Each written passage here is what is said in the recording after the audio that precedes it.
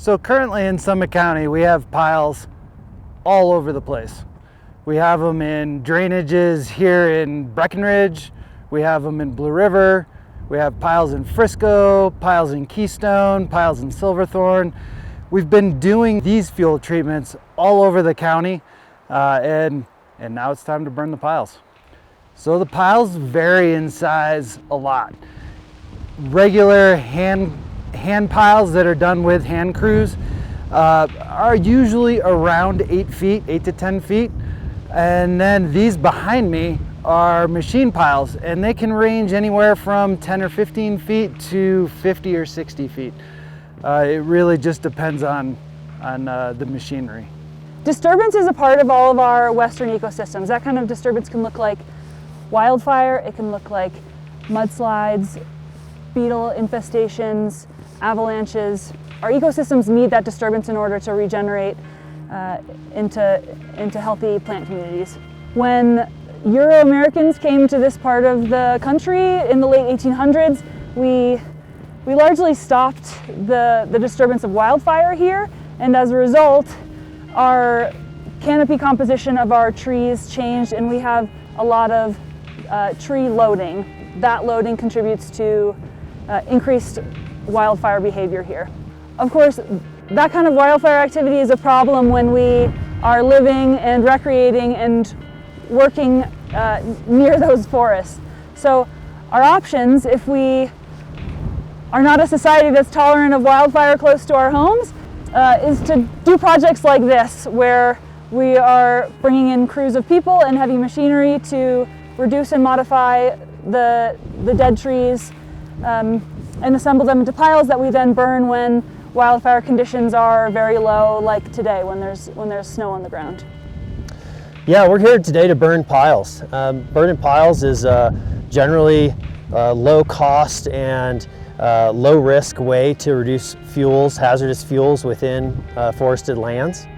And as a lot of people know, we had a mountain pine beetle epidemic during the early 2000s that created really hazardous fuel loading across the landscape, and we're still cleaning that up today.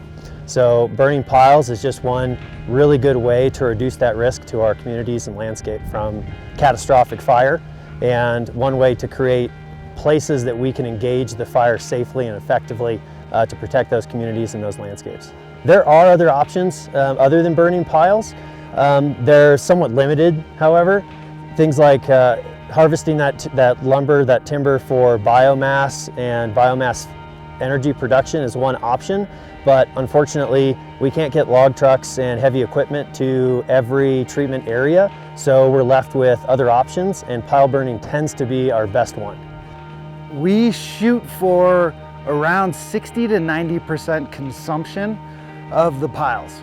That's our goal. Very typically up here, especially with these big machine piles, we get right to the 90% consumption rate. They burn pretty hot and they burn through. So our goal is to reduce the fuels on the landscape. So burning the piles is what finishes that job. So we really look for as much consumption as we can. Currently, the stands have more piles than trees in them, right? That's what it looks like to the general public, and it's what it looks like from afar. What we see happen almost immediately in these treatment areas is the small trees start to sprout very quickly.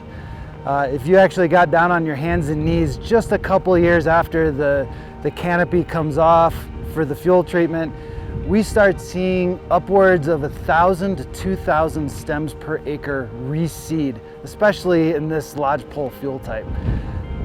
As time goes by, it begins to thin itself and comes down to, 1,000 stems per acre. But what we're doing here around in Summit County and on the White River is we're thinning that as it starts to grow up. So we thin that, we try to create a forest that we can defend long into the future so we don't end up in the exact same situation we started in. The benefit of this kind of operation is that we have a forest that's more resistant to fire spread It allows firefighters to come in and employ fire suppression efforts in places where there aren't many woody fuels to burn. And it also encourages stand health, biodiversity, overall a healthier forest. When European settlers came to this part of the country in the late 1800s, they largely employed a strategy of forest management where they stopped wildfires and kept them as small as they could. What that has resulted in is a forest that has more timber, more fuels density, more stuff that is then available to burn in wildfires during our fire seasons. We have a lot of piles in Summit County, literally thousands.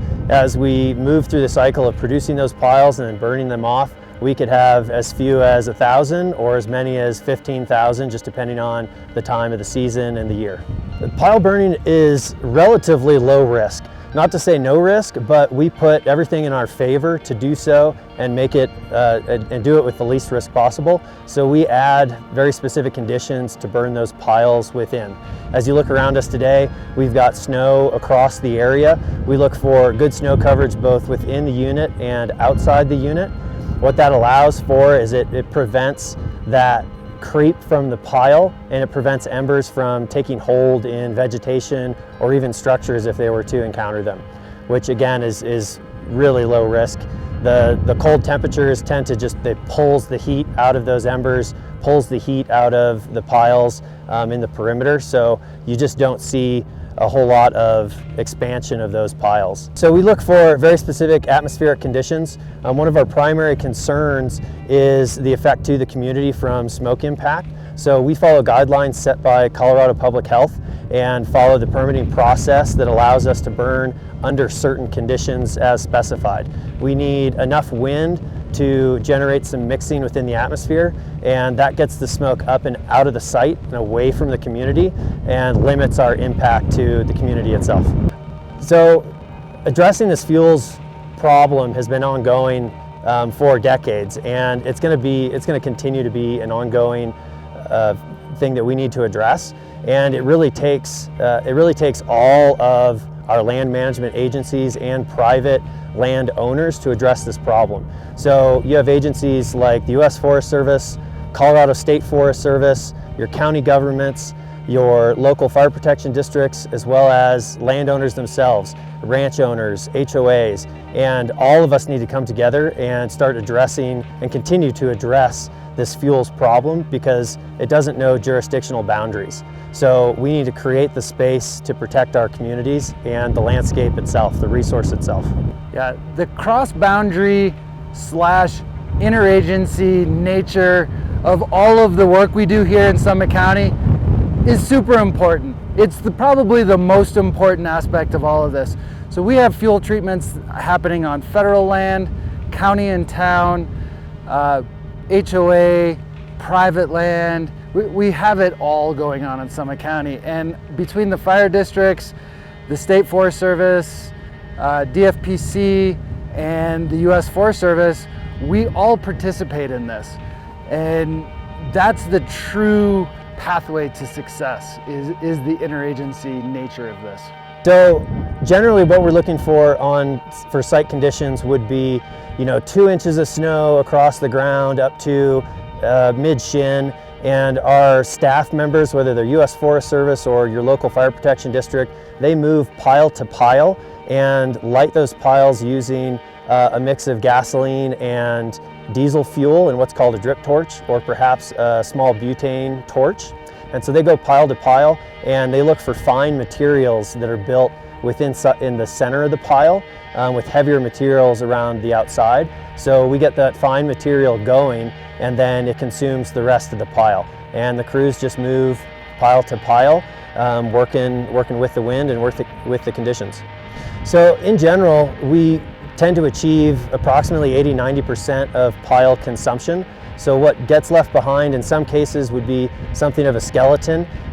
Those coarse woody debris elements they fall into the fire scar and help to regenerate with grasses and forbs and new seedlings that come after that pile burn. So in general, The piles stay as they are once they're consumed. In rare cases, we will go back and add some seed to those piles, but in general, they reproduce on their own, and grasses and forbs come in the next kind of 5 to 7, sometimes 10 years, and those fire scars disappear over that time frame. Quite often these piles need to sit and cure. If they have any kind of live material in them, if we've cut green trees mixed in with dead trees, those piles may sit for an entire summer, sometimes 2, as we wait for the right conditions to burn those piles. What we ask of the public is to not disturb those piles. Quite often people are tempted to pull wood from it for their stoves, for campfires, etc. We really need you to avoid doing that, because what you're doing is you're interrupting how that pile will burn. We're trying to protect the inside of that pile from weather so that we can burn that effectively. There have been limited cases where we've tried to allow the public to come and get wood collection from these units. Unfortunately, people don't take enough, and we don't meet the mission, which is to reduce fuel loading on the landscape. Yes, we rely very heavily on residents of Summit County and homeowners to do a lot of the front end work before the fire starts. So when we have a new fire in Summit County, our priority as firefighters is, of course, life safety and protecting values at risk and property. Residents and homeowners can help us ahead of time by first preparing the structure of their home to be resistant to embers, resistant to flaming front by hardening the structure.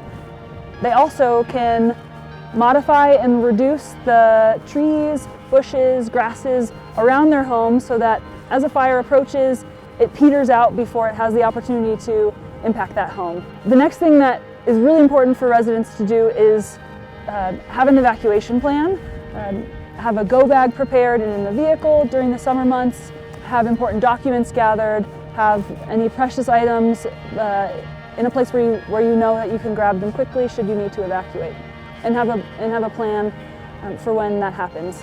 Also, super important that residents sign up for Summit County Alerts. That's an emergency alerting system that comes out via text message, via email, or via phone, alerting residents to power outages, to utility outages, to closures, and to wildfire evacuation. So that's the best and fastest way to get information should you need to evacuate. I think every home and structure deserves some attention and care in terms of how to make it defensible to wildfire.